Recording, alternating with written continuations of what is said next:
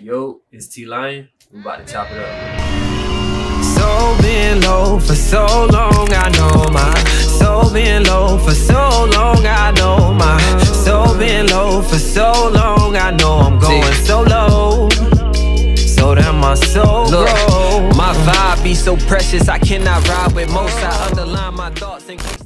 Hey man, I'm here with T-Lyon, man. T, how you feeling? I'm feeling good, man. How you feeling? Man, I'm good, man. I'm glad that you came here to chop it up with me. Yes, Hey sir. man, T, let me ask you, man, where you from? I'm from Fort Pierce. I'm from right here. Oh yeah. So what's it like in Fort Pierce? I mean, you can see the good in everything. What I can say is it's a pretty tight-knit community. Like, everybody know each other. A lot of people vibe with a lot of different groups and everything. But then you have the negative side where, you feel me, it's a lot of knuckleheads. A lot of people don't know how to act sometimes. So we get a bad rap, I think, for the negative side of Fort Pierce. But it's really just a lot of people that vibe with everybody that just looking to have a good time. So as you were saying about Fort Pierce, when you were growing up here, what was it that you maybe like learned from like these type of situations? I mean, you learn how to survive, honestly. I mean, you can't just cruise through life.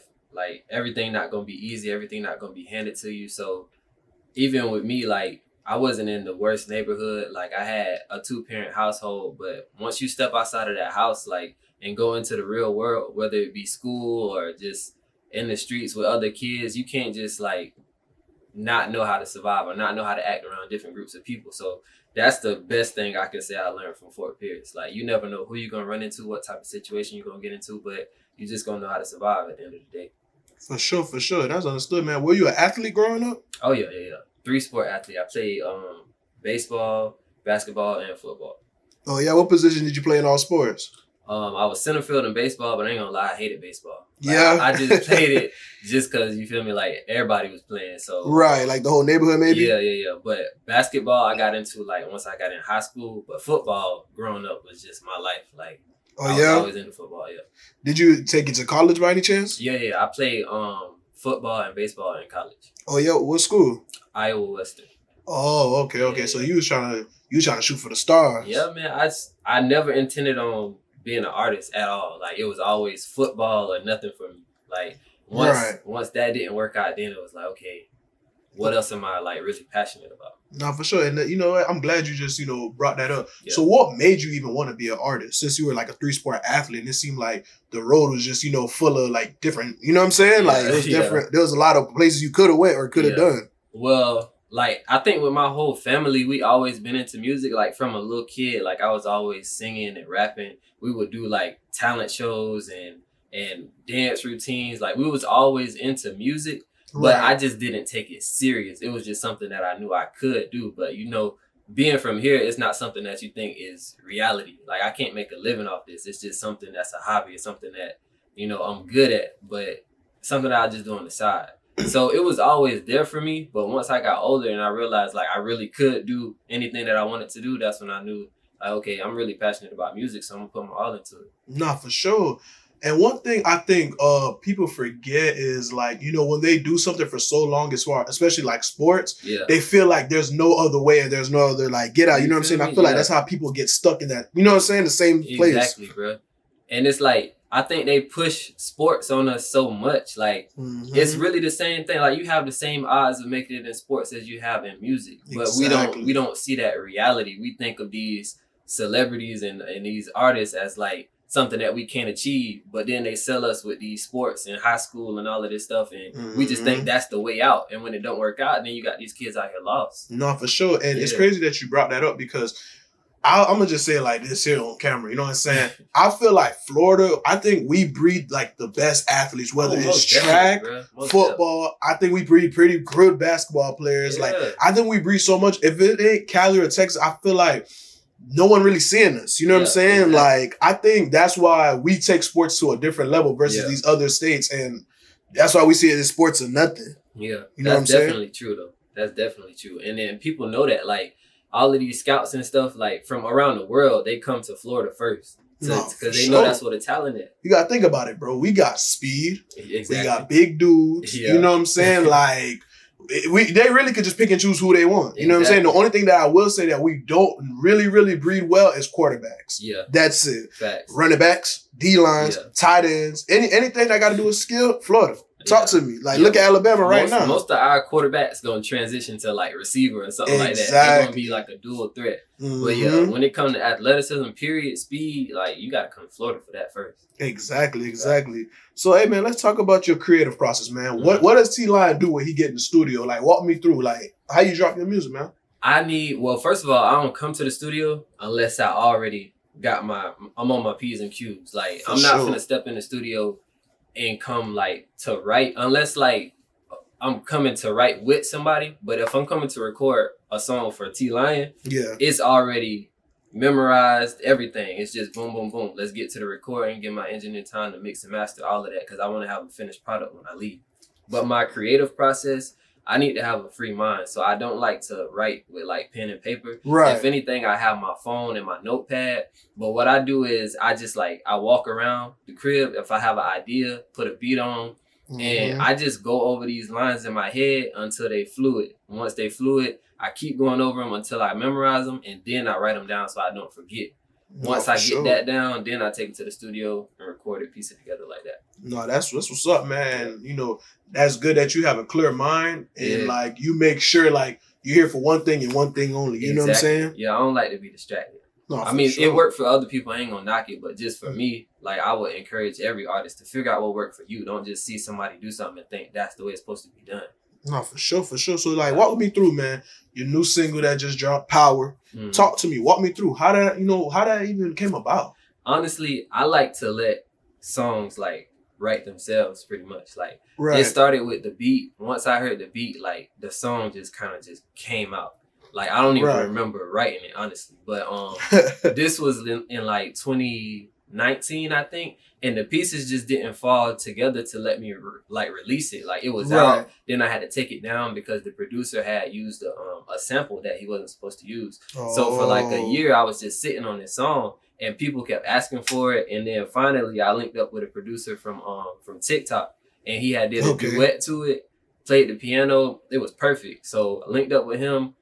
We actually got the track done the right way, got the exclusive rights to the beats, actually dropped it January 1st of this year, and now it's out on all platforms. Not for sure, man. Everybody, man, please go check out Power right now. If you're watching this interview, hey, right after this, drop your phone, feel me, put your beats on, and go check out Power right about now. You know what I'm saying? Go stream that. For sure. Hey, man, T, let me ask you, man, do you have any projects on the way, any albums? I'm trying to come up with an album, but if anything, it will be for next year because my goal is to just keep dropping singles until one of them really pop. Like one thing I learned, I had an event in Atlanta where it was a lot of A&Rs and music execs, and this dude came up to me and he specifically told me, he was like, don't fall in love with these tracks. Like they work for you. They not your babies. Like they actually work for you. So you can have a song that you absolutely love and the people don't love it. So if it don't pop, don't get hurt about it. Just, come out with the next song because it could be anything that could blow. So I'm going to just keep pushing these singles until one of them really like actually pop. So for all of this year, like my next single, God willing, if it works out this way, it's already recorded with Wyclef.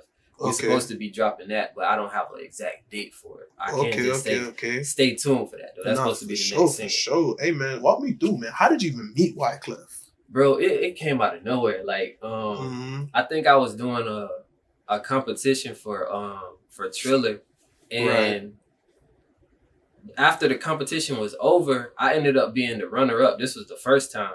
And then I just get this random email one day, and I ain't gonna lie, like, I had thoughts about like quitting music, bro. I was down like about this L that I just took. And I just get this random email like Wyclef is doing a series on Triller called The Producer where he make tracks live in the studio and he wants you to be his next artist. Like, will you? And they asking me like, will you do it? I'm like, what you mean will I do it? Like, of course I'll do it. And from there, we linked up on IG Live through Triller like twice. And then next thing you know, he asking me to fly out to his house. I'm like, damn. Like, that's when I actually met him face to face. Right. That's like dreams come true because Wyclef is a legend, man. Like, I walked in the crib, bro. It's like plaques and awards everywhere, bro. Like stuff that you dream of as an artist. Like everything was right there in front of you. So that must have motivated you a lot, man. Bro. Once I left there, like it wasn't no turning back for me. Like I already had my mind made up, but actually seeing it, like like my favorite artist of all time is Lauryn Hill. Right. From day one, it's been Lauryn Hill. Right. This man found Lauryn Hill. Like he made Lauryn Hill. Right. So like all of her projects, all her platinum plaques, her Grammys, all of that stuff is right there in his house, like in front of me. Crazy. So it's like I got to see my favorite artists, like awards and all of that stuff, like literally right there. It's like it pumped you up basically. Yeah, bro, it motivated me to a whole nother level. For sure. Hey man, let me ask you this, man. What type of genre would you say you typically make? Like genre of type of music? That's tough. Like every time I get that question, I kind of give a different answer. Right. But technically is hip hop. I always try to throw in a little R&B because I figured out that's what people like from my sound. Right. But a lot of people classify it as conscious, but at the end of the day, it's hip hop. Right. Okay. So T, man, let's just talk about it, man. Mm-hmm.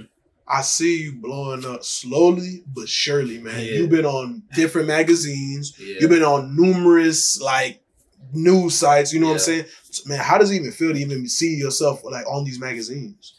At first, I'm not gonna lie, it felt like surreal. Like you see it and it's still hard to believe. Right. But now it's like I feel like you said, slowly but surely. So it's been a couple of years in the making. So now it's like I'm pushing to make these things happen. And when it's happening, I just feel accomplished. Like, okay, here we go. Like now the ball is rolling. So it's not so much surreal now. It's just like seeing the hard work paying off and just like want that feeling to just want to go harder. For sure.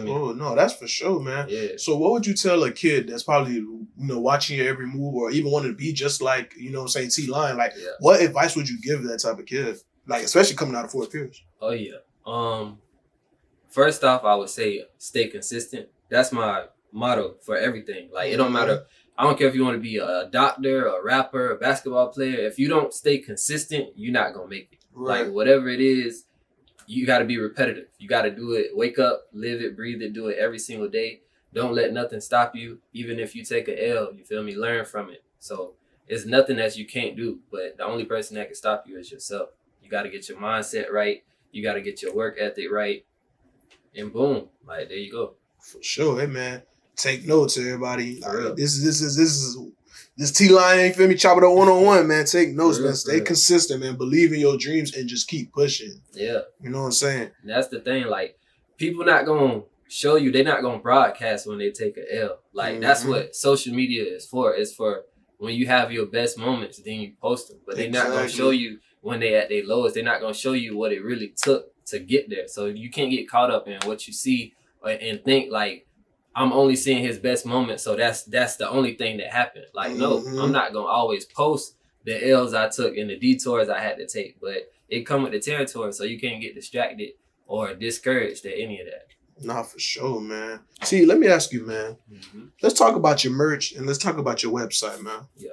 Okay, so that's another thing that I would say too. When it comes to branding yourself, think of different ways to get yourself out there. Me personally, what I did is I came up with my slogan and I put it across shirts, hoodies, all of that, and I sell them. So you know how the hashtag FYP usually is like For You page or something like that. My FYP is find your purpose. That's what I encourage everybody to do. Like find what you're passionate about and go hard for it. So I got the T-Lyon Find Your Purpose merch. That's on TLyonTV.com. Every single color, hoodie, shirt, sweatpants, face masks, everything. Oh, okay. Man, hey, everybody go shop right now with my dog T for sure. It's fire. I ain't gonna lie to y'all, it's fire. Hey man, T, let me ask you, man, where can the people find you as far as your social medias? Everything social media is at T-Lyon TV, TLYON TV. That's another thing too. Just a little footnote. Keep your social medias the same. Like you don't want to be all over the place. Try to think of a catchy name, you feel me? Brand yourself and keep it all in one place. Like don't just brand yourself on IG. Don't just brand yourself in one place. Like everything is T-Lyon TV. You can even go to TLyonTV.com and you'll see everything right there. Boom. Hey man, everybody stay tuned to T-Lyon. Facts.